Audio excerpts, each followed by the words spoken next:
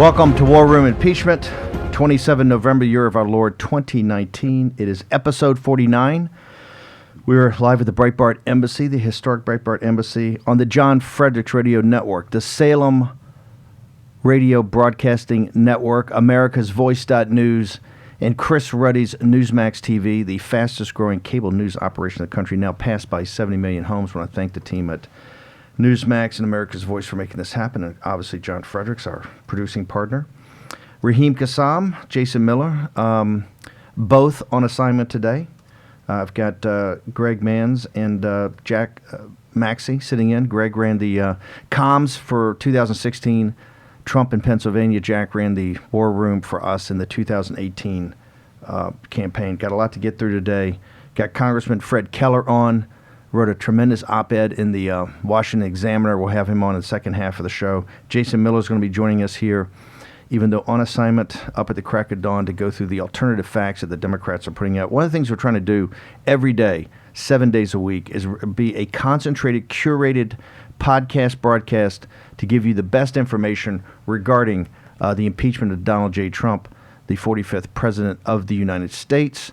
We're going to be on air and in podcast every day until one day after the acquittal of Donald J. Trump. It looks like sometime in January or February. So we're on every day. We're going to have a Thanksgiving special tomorrow. We're going to arm you and prep you for your Thanksgiving meal. We'll be on also Black Friday, a Black Friday special. Talk about the economy, etc. Okay, we're going to go. We've got a great guest, partner of mine, fantastic guy, Steve Cortez, CNN contributor and a member of the Hispanic Advisory Committee and one of the top surrogates we had on Trump 16. Steve, thank you for joining the show. I got a couple things to go through. Before we get to the economics, I want to go back to this, and we're going to have a section on cult and lies, I think, on Friday's show, and then on Saturday's show, Raheem Kassam is actually going to deconstruct Jake Tapper's All the President's Lies, which premiered on Sunday on CNN. There are two angles of attack, or actually three this morning, ladies and gentlemen, since they came out with the alternative timeline. They're going to try to come at us with everything that we say is a lie. They're going to try to come to us with that we're all in the cult, and they're going to try to come up with an alternative timeline. Remember, this process is picking up speed because next Wednesday they're going to have the first hearings of the Judiciary Committee. So everybody thought this thing was just going to go away. The Minority Report and Majority Report are being worked on. They're furiously working on it over at Capitol Hill. I believe now, we thought they would deliver it Thursday. I think they're going to actually deliver it Monday or Tuesday. We know the people in the minority were there all last night working on it. I'm sure the majority is beavering away also. So, Steve, I want to go first to this piece that you wrote that was in Real Clear Politics about calling us cult members, that anybody that follows President Trump is a member of a cult of personality. Right. Well, look, it's insulting. Here's what the mainstream media. So tell us what they're doing first before you give us it's insulting. What are they actually saying? What they're saying that if you support Donald Trump, you are part of a cult. And if you notice over the last week or so, this is a recurring talking point. People like Dan Rather, Brian Stelter, Anna Navarro, a lot of anchors and pundits and talking heads within mainstream media. Elise Jordan, she said it to me personally via Twitter, who's on Morning Joe most mornings, criticizing our president and our movement. She said, enjoy your cult. She said this on Twitter, enjoy your cult while it lasts. So this is the new talking point. One of their new narratives is that we're not thinking people. We're not free citizens making rational choices. We're cult members. We're mentally unwell, and we've been duped. We're fools. This is taking it up a notch from deplorables, right? Deplorables are Yes. Hillary Clinton's at the September 11th, I think, in 2016. She was caught on a microphone. She actually gave a speech. These were prepared remarks down at Harry Cipriani's down on Wall Street in front of, I think, 1,000 donors, and calls deplorables. Are they ratcheting up this attack upon people to try to get them to peel away from President Trump? 100%. They're trying to make it so that it is socially unacceptable to be a Trump supporter. And why are they ratcheting it up? Well, because we're doing really well, particularly we're in swing states, particularly where it matters. And I think they are properly sensing that they're losing. They're losing the game on impeachment, and they're losing momentum for 2020. They know they have a terrible cadre of candidates. Their stable is weak. And so what are they doing? They're trying to ratchet up the vitriol. And they're doing it in a way, though, that I think is, look, we're a country that's already exacerbated and polarized politically, and that's a problem for America. What mainstream media is doing is trying to make it even worse. And they don't care. They don't care about scorched earth as long as they think they can harm the president. And by the way, they've attacked the president forever. He can handle it, right? He's a big boy. Most of it rolls right off his back. Sometimes I think he even thrives on it. But he feeds off this. For people at the Thanksgiving... But now they're insulting the people, Steve. This is important. And, and we are a movement of waitresses and cops and veterans, and they are telling us that we're a cult. And that's why I had to stand up and write this editorial, and I want to broadcast as much as I can, fighting back. This is unacceptable language, and it's a terrible tactic for our country. Okay, you hit a point that this movement is made up, and by the way, it's turned the Republican Party, not the donors maybe of the Republican Party or the apparatus of the official Republican Party, but the voters of the Republican Party into a workers' party, middle class and working class. What for people going to because tomorrow's show is specifically to talk about.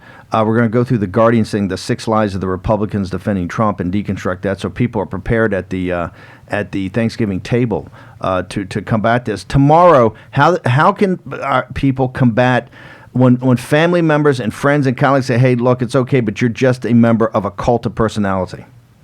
Right. Well, again, I would say, first of all, that even using that term is dehumanizing, okay?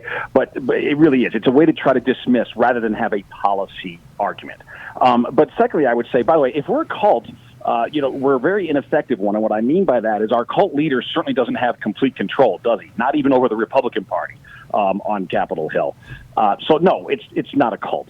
It is a rational decision of working class people in this country who have revolted, have used the ballot box to revolt against the permanent political class who enjoyed a lot of privileges for decades in this country. And by the way, with the complicity of both parties, and it was a rational decision to engage in a serious political revolution. Steve, that's not a cult. Steve Cortez is our guest, a CNN contributor. Steve. You beat back by using the book The Outsiders, but you got some blowback. Talk very briefly about why you use that as a construct to hammer back on this, and then you got a little bit of blowback. Right. So we're not a cult, but we are the outsiders, and that's the point of my article, that we are the political version of the greasers. And who are the socias? It's the permanent political class. And who do I mean by that? It's New York newsrooms, it's K Street lobbyists, it's politicians, people like Senator Biden, Vice President Biden, who was elected to the Senate in 1972. Those are the socias, the permanent political class. We are the greasers and the outsiders. I'm perfectly fine with those kinds of labels, even deplorables. I'm not fine with being called a cult. But yes, I've used that analogy ever since the 2016 election, and I've gotten a lot of heat from the author of The Outsiders, S.E. Hinton, on social media. She even threatened to sue me over my use of the reference and the analogy that we are the greasers and we are the outsiders. What did she tweet out from your thing the other day, or is this from a while ago? Is she on your case? Yeah, from a while ago.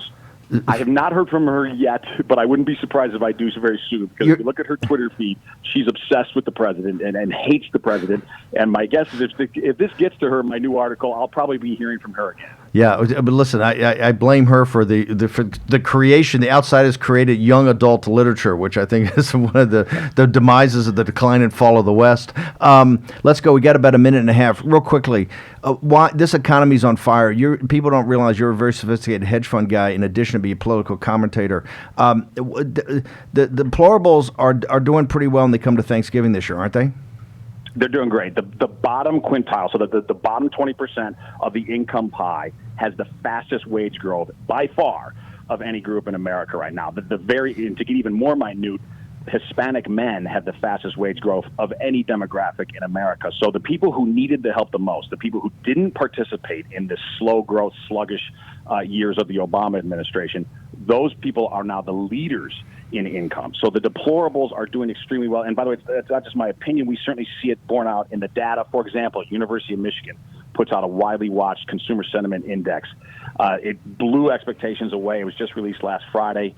30 out of 35 months, that index has been above 95. We haven't seen that kind of read, that kind of sustained read, since the late 1990s. You're in the Hispanic Advisory Council. Real quick, do you think there's a direct correlation between the support Emerson had? 36% of Hispanics approve of President Trump. Do you think there's a direct correlation between that and the wage growth? Yeah, at 100%. And by the way, I would also connect both those factors to toughness with China, right? Why is this happening? One of the reasons that wages are growing, one of the reasons blacks and Hispanics are rallying to the president is because he finally got tough with China because China was eating the lunch of working class people. Steve, we got to bounce. This is War Room Impeachment. Steve Cortez was our guest, Stephen K. Bannon. Take a short commercial break. Back in a moment. Bannon, Miller, Kassam. War Room Impeachment. On the John Fredericks Radio Network. It's episode 49 of War Room Impeachment, live on the John Fredericks Radio Network, Salem Broadcasting Radio Network, America's Voice.News, and Newsmax TV, the fastest growing cable news operation in the country. Augmenting Kassam and Miller today is Mans and Maxey, my two colleagues here in the War Room today, joined on the line by Jason Miller. Jason, I want to go through. There's been a sea change in the Democrats' attack. I think they realized that the hearings did not go as they wanted. Viewership dropped off at the end. Intensity dropped off at the end. Engagement dropped off at the end. They anticipated this was going to be like Nixon and Clinton, where it picked up momentum. In fact, it went the other way. We saw the polling. You and Raheem did an amazing job of going through that.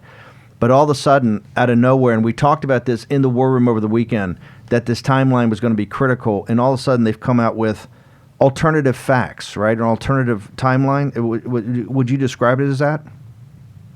Yeah, and Steve, look, they're in full freakout mode right now. I mean, it's very clear. I mean, if I didn't know any better, I'd think Chris Cuomo and Nancy Pelosi were daily listeners to the show, because what they're trying to do is turn this around and say, actually, Mr. President, the facts are not your friends. But I want to, and again, this hold on, but so this is what the president said: unity and substance 3 or 4 weeks ago.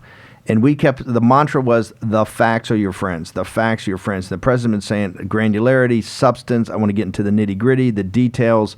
And all of a sudden, out of nowhere, they come up with a whole nother alternative timeline, correct?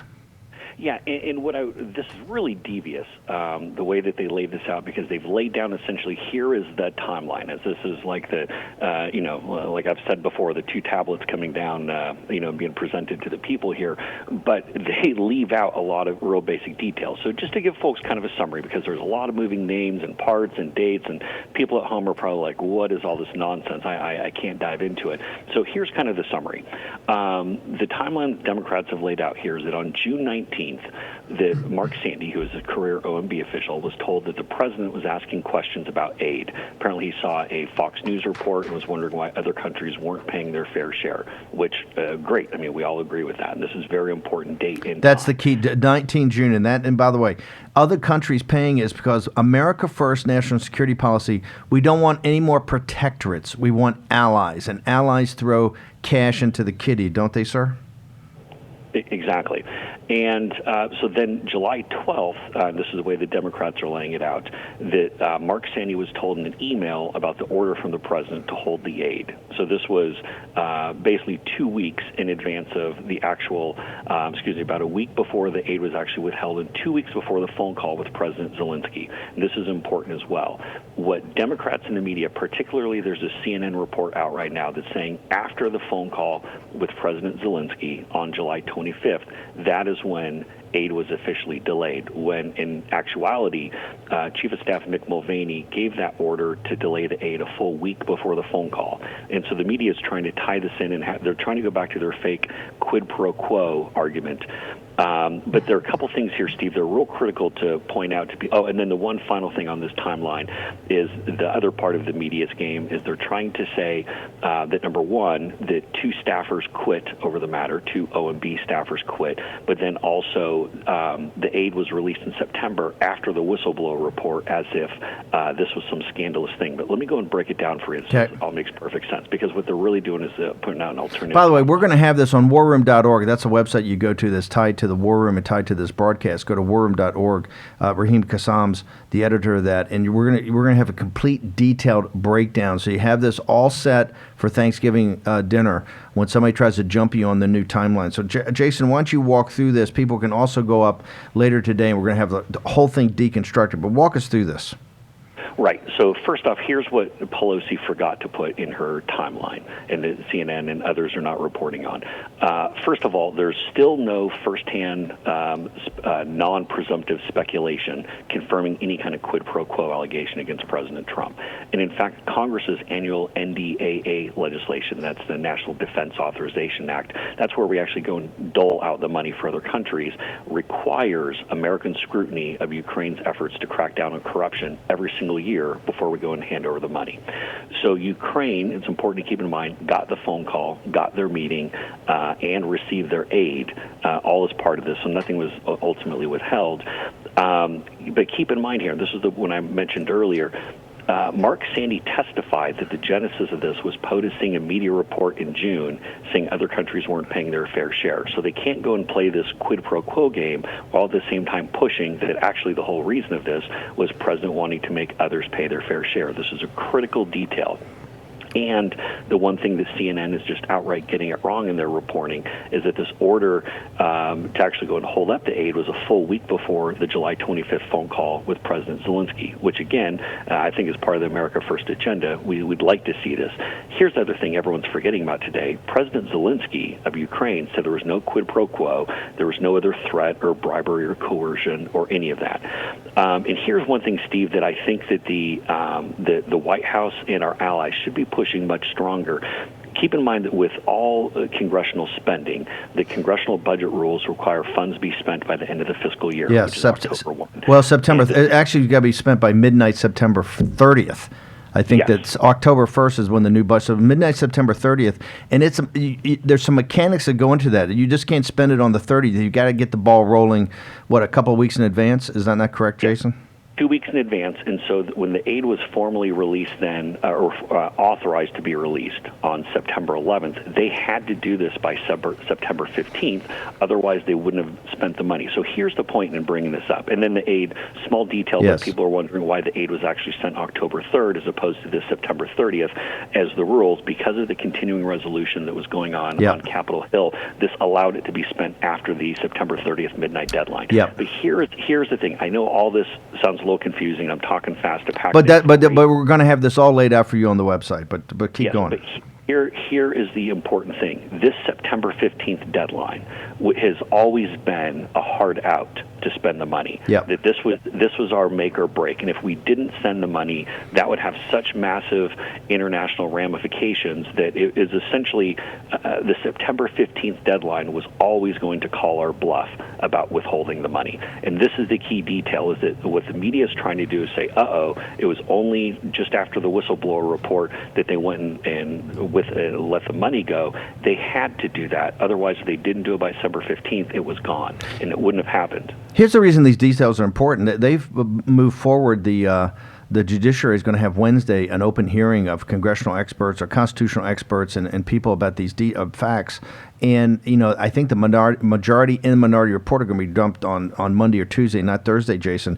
What folks got to remember, if they vote these articles of impeachment, which looks like they're all in now more than ever, this is going to go to trial. Facts are important. We've said from the beginning, this timeline is very important. We're going to have a very detailed timeline so that all Trump supporters and everybody, independents, Democrats, can go to it. But I think they've got some bad facts here. Jason, if you wouldn't mind, go ahead. One critical thing that I have to point out for folks, because this is why we can't just see a chyron on CNN or MSNBC or read a headline in the New York Times and overreact and think, President Trump is in bad shape or maybe he did something wrong. I want to take you to the New York Times story this morning with a blaring headline: White House budget officials said 2 aides resigned amid Ukraine aid freeze. This obviously leads to then the freak out. This is bad news. All these people are quitting. There was some kind of all the president's men thing going on. Let me read you Jason, I'll tell you what, I want you to hold and come on to the next segment with Congressman Keller. This is War Room Impeachment. Stephen K. Bannon, Jason Miller. We're going to return after a short commercial break, going through timeline, also talking about this great op-ed from Congressman Fred Keller from the 12th District of Pennsylvania. All next on War Room Impeachment. War Room Impeachment. Here's your host, Stephen K. Bannon. Welcome back to War Room Impeachment, episode 49, 27 November, year of our Lord 2019.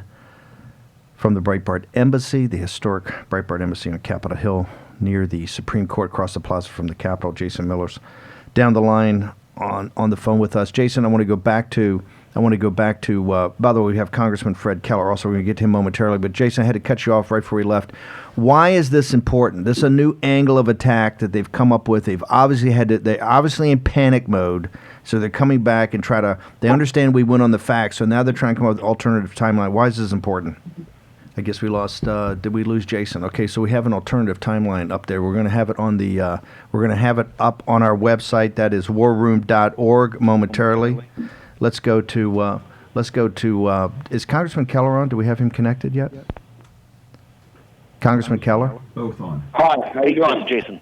Hey, Jason, just hang on for 1 second. Let's get to Congressman Keller, and we'll come back to you. Just hang. Congressman Keller, you wrote an amazing op-ed for the Washington Examiner talking about opportunity cost. You're from the 12th District in Pennsylvania. You won this special election. What drove you to write this op-ed? Well, what drove me to write the op-ed was the fact that, we're in a battle for our republic. And quite frankly, the people of PA-12, as I travel around, understand what they're trying to do, what the Democrats are trying to do to undo the 2016 election. And I just want to make sure that we need to have the facts out there. And what the Democrats have been putting forth, in Adam Schiff and Speaker Pelosi's, farce of the impeachment hearing. Why'd you say it's a farce? That's a pretty strong word coming from a congressman. Why is it a farce? She's Speaker of the House. He's head of the House Intelligence Committee. These are supposedly, very honorable people. Why do you call it a farce? I call it farce. I mean, all you have to do is look at their past behavior, and you can see, how they've done things in the past. It's going to give you an indication how they're going to behave in the future. I mean, Chairman Schiff, the day after this impeachment inquiry was announced with no evidence, he starts a hearing out where he isn't truthful with the American people. I mean, that's a fact. How is he not truthful? Well, that statement he read. When he read the statement, opening that hearing, that President you don't think he teed that up as a parody, or not a parody, but as a rift on what the statement was? Do you think he tried to mislead the American people that that's actually what the president said? Well, I know he calls it a parody, but when you're talking something as serious as you're talking, let's deal in facts. Let's not try and say anything different. If it's that serious, you don't make a parody. You don't do anything else. You're serious about it, and you don't try to do anything that isn't factual. And quite frankly, I don't know that they expected the president to release the transcript so quickly. Caught him. Let me ask you. This op-ed, we wanted to get you on the show as soon as possible.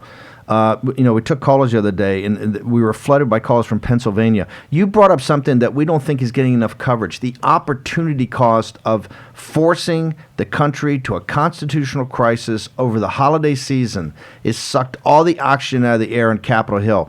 Can you be specific? What is not going on that should be going on because we're focused on this impeachment? The first thing I'm going to talk about, and it's been on the Speaker's desk since the beginning of the year, and that's the trade agreement between the United States, Mexico, and Canada, USMCA. I mean, in Pennsylvania alone, it's 17,000 agricultural jobs and 42,000 manufacturing jobs. Wow. It's corn and soybeans into Mexico. It's dairy products into Canada. Wow. I mean, that's what's at stake. And, we as politicians, we all talk about jobs. Whenever we run for office, we're going to jobs. We can't be pro-jobs and anti-business. And this is a bill right here that is going to help our agriculture industry. It's going to help our manufacturing jobs, and we need to get it done. And it's been there for how long? The Speaker at one point in time said, well, we thought we'd get it done. Then she said, we don't know if we have time for it. And now it seems like she may have backtracked on that again. Well, because it's people like your op-ed. That's why we want to have you on. You brought it up, and you're hammering it home. We got about a minute left. You're back home now. Where do people in your district sit on this? Are they happy that they're pursuing the president in this impeachment? Are they neutral? Are they unhappy? Actually, the people of PA-12 are very supportive of President Trump. They do not like the fact that their decision on who to send and be the leader of our nation is trying to be undone by a small group of people in the swamp. I mean, you've seen it come out time and time again. When their narrative doesn't work, they come up with a new thing, and I know they're talking about this timeline now. And, come on. When one thing doesn't work, I call it the Nancy Pelosi, Adam Schiff whack-a-mole impeachment process. It started, you're a kid, a whack-a-mole machine, and the Mueller report didn't work. Now they're on to the next thing. Congressman, we got to bounce. Your op-ed on the Washington Examiner, a great newspaper, is going to be up on our site on warroom.org. It's fantastic. Congressman Fred Keller, thank you so much. He's from the 12th District of Pennsylvania. He wrote a burning piece on the opportunity costs that Americans are not getting because of this impeachment. Okay, War Room Impeachment. We're going to take a short commercial break. When we return, Jason Miller is going to come back to us to talk about the new timeline, the alternative facts of the Democrats. Bannon, Miller, Kassam. War Room, Impeachment. On the John Fredericks Radio Network. Welcome back to War Room Impeachment, 27 November, year of our Lord 2019, episode 49 on the John Fredericks Radio Network, the Salem Broadcasting Radio Network, America's Voice.news, the great streaming service, and of course, Newsmax TV, the fastest growing cable news operation in the country, now passing 70 million homes. The great team with Chris Ruddy and the guys. Jason Miller, do we have Jason? Are you on? So the watchword here in the war room is be quick on the trigger. You miss your cue last time. We're gonna take the next guy in line. We're gonna take. You got to be on it. Okay, Jason, let's go back. This is so important. What's happening? Because remember, this battle is information warfare. This is advanced. This is an advanced masterclass in political warfare. Nancy Pelosi and the team, they've challenged the president of the United States. They're trying to impeach him. Everybody knows what he thinks about that. He's not happy. You can go to the speech last night where he was revved up and obviously not happy about it and let it know in unexpurgated language what he thought about it. And I think they are listening to the campaign and the RNC and the White House and ourselves, other outside groups, as we pull together to just lay the case out for the president and the facts win out. The granularity wins out. So to recap, Jason, what have they done and why is this important? Yeah, so, Steve, Americans are waking up with two headlines this morning. The first one that says White House budget officials said 2 aides resigned amid Ukraine aid freeze, essentially trying to say that this is a big internal scandal. But buried down in paragraph 13, and you're not going to see this on the TV chyrons or any of the fake news reports, in the quotes here, this is regarding Mark Sandy, quote, he equivocated when asked whether both of his former colleagues resigned because of their concerns about the aid, making it clear that he drew the conclusion himself. This is a quote from Sandy. I'm always reluctant to speak to someone else's motivations, end quote. And so they literally run with the headline, but then buried down on page 13 is the answer that makes the whole story go away. The second part, Steve, is the timeline that Nancy Pelosi and many of the members of the media are trying to create to try to essentially have this alternative timeline that leaves out all the exculpatory information that benefits President Trump, which is very clearly this whole thing started because President Trump was concerned that other countries weren't paying their fair share. The order to hold the aid to Ukraine was formally given a full week before this phone call with President Zelensky on July 25th. CNN is just outright getting this story wrong right now by saying that the aid wasn't withheld until after the Zelensky call. This is just a false factual assertion. How can this be such a major, because today it's all about the timeline, right? And it's all about, there's bad facts here for the president, since the president is pushing back on facts. How can they make such an obvious mistake? I think they're relying on people who are motivated actors who might say that that's their opinion, but I don't understand how this story hasn't been corrected. Congressman Lee Zeldin has been criticizing it on social media and otherwise, as have a number of our allies on TV last night. And then the final point to the timeline, Steve, is this whole President Trump knew about the whistleblower accusation before the aid was released. But here's what what they're glossing over in the stories.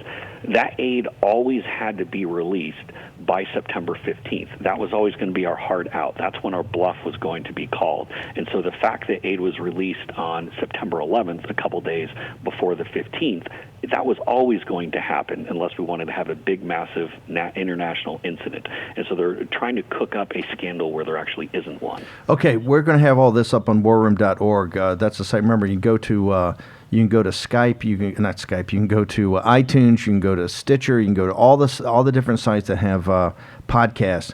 Just hit subscribe, leave a review. We're the fastest growing, I think, podcast in the country right now.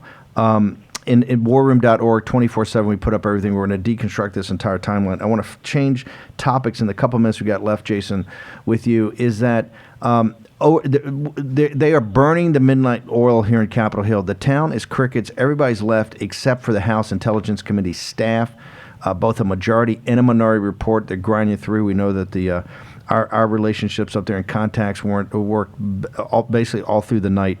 It looks like now, Jason, in your best opinion, Nadler, they pulled this up. Nadler's going to have a hearing on Wednesday. Why do you think they're trying to move things forward? Well, clearly they want to keep the momentum going on their side and try to keep the media narrative under their control, because as we approach December 9th, Monday, December 9th, when this IG report comes out, this is going to be so devastating for Democrats and their allies and those who are defenders of the administrative state, as you so aptly put it, that this is going to knock the town on its heels, absolutely. And so what Democrats are worried is that if they don't get their information out first, then when they get hit on this, they might never recover. So you're thinking that's why they're pulling that over the Thanksgiving weekend. So you anticipate right now that the majority report, the report from the House Intel that will be passed to Nadler to take to the next stage of on the impeachment, may be dropped as early as Monday or Tuesday. You believe it will actually get dropped before Nadler's hearing? Well, I would think so, because Nadler's going to need some of that information, he and the Judiciary Committee, to go and base their evidence for how they're going to go and push forward with this impeachment nonsense. But I think there's one other thing about this IG report, and again, what it's going to show is that there are clear illegalities in this effort to try to stop President Trump in 2016. And in fact, Congressman Matt Gaetz had a tweet out saying, look, this IG report started as an administrative review and ended up as a criminal one. That's all you need to know. Yeah, and this is also, it makes what President Trump's been saying. He's been pointing this out for a couple of years now, and he was mocked and ridiculed. That, to me, is the bombshell, that Trump was right. And so all this time that he's mocked and ridiculed by the mainstream media and the Democrats, he's been correct, and the IG report's gonna back that up, don't you think? Exactly. And for folks at home who are wondering, what's this IG report? How bad is this going to be? Let's put it this way. This quote-unquote low-level FBI lawyer, who, again, they would only call it low-level if they're trying to defend him in the media, he was a part of not only manipulating and falsifying a FISA warrant application against Carter Page, he was also part of the Hillary Clinton email investigation, and then he was also on the Mueller team until Mueller kicked him off for all of his text saying "Viva la Resistance" and all these other politically motivated. Yeah, we're gonna have all that up on the site. It's pretty amazing. Okay, in 30 seconds or in 15 seconds now, Jason, for people that are going to Thanksgiving dinner with loved ones and friends tomorrow, what's your one word of advice for folks? Yeah, so when Aunt Agnes stumbles up to you after about 14 hot toddies and wants to start grilling you on why Trump is a bad guy, very simply point to one person who's ever put forward some kind of quid pro quo or extortion or bribery evidence, not speculation, not random fourth-hand hearsay. Name one piece of evidence after these tens of millions of dollars have been spent that says President Trump is guilty, and Aunt Agnes is going to go quiet. Jason Miller, thank you very much. Go back and enjoy the rest of your day. Okay, we're going to take a short commercial break. We're going to return on War Room Impeachment in just a moment. Bannon, Miller, Kassam. War Room Impeachment on the John Fredericks Radio Network. Episode 49 from the Breitbart Embassy of War Room Impeachment. Getting ready to roll into the Thanksgiving holiday. Tomorrow morning, 9 a.m., we're going to have a Thanksgiving special. Do not want to miss it.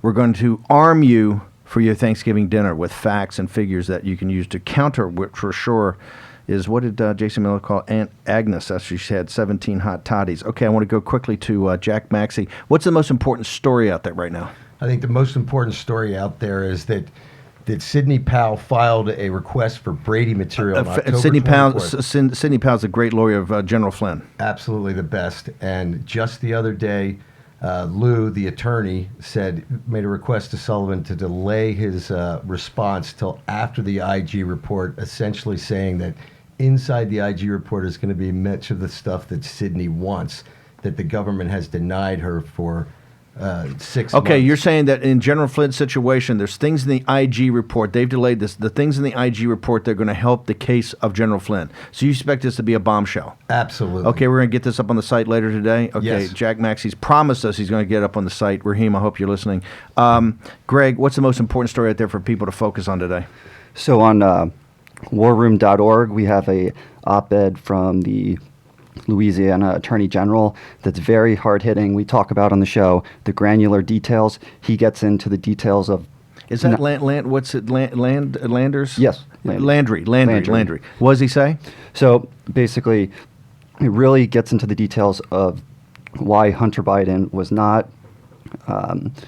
shouldn't have gotten the job on the Ukrainian gas company because he had no expertise in the area, and he really digs into Landry and those brothers down there in Louisiana. They know oil and gas, so I mean he's hammering Hunter Biden, right? Yep, exactly. This is nothing but the Bidens forcing American-style crony capitalism into the most corrupt nation in Europe, according to the Guardian newspaper, and the third most corrupt nation in the world. This is why facts matter. And this is why I said the other night on Trish Reagan, not just Hunter Biden, Senator Biden's got to be called in this trial. If they impeach the President of the United States, Senator Joe Biden has got to be called as a witness. We have to. And this is not about him running for president. This is about what he did as vice president of the United States. Okay, some housekeeping. Warroom.org is the website, 24/7. You got the breaking stories. And by the way, we give you everything. We curate what's out there from the mainstream media to make sure that you're on top of things. Also, please go to any of the major podcast sites. This podcast is free. All you have to do is download it. And in downloading it, what we request is you leave a review. Whether you love it, whether you hate it, whether you think it's fantastic or you think it sucks, just give us a review. We want to thank our partners here, John Fredericks of the John Fredericks Radio Network, the great folks at America's Voice.News, the Salem Broadcasting Network, and Newsmax TV. I want to thank everybody. Have a great Thanksgiving. We're going to be back tomorrow at 9 a.m. for the special Thanksgiving special that's going to arm you for your Thanksgiving dinner, and then the Black Friday special on Friday morning to talk about the economics and why the economy's on fire in the greatest nation on earth. Until tomorrow morning at 9 a.m., Stephen K. Bannon, War Room Impeachment, episode 49.